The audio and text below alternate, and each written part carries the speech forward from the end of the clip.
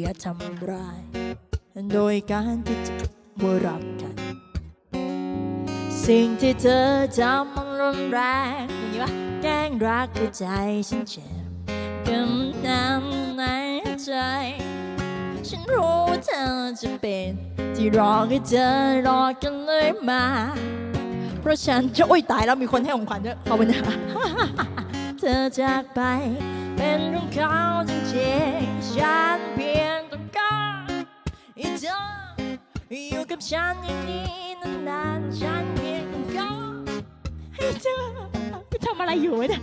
นี่เรื่อยไปที่ฉันยอมทุกสิ่ง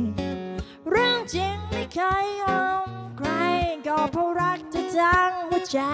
อะไรก็ยอมเธออาจารย์ตอนนี้เนื้ออยู่ไหนอะไหนอะ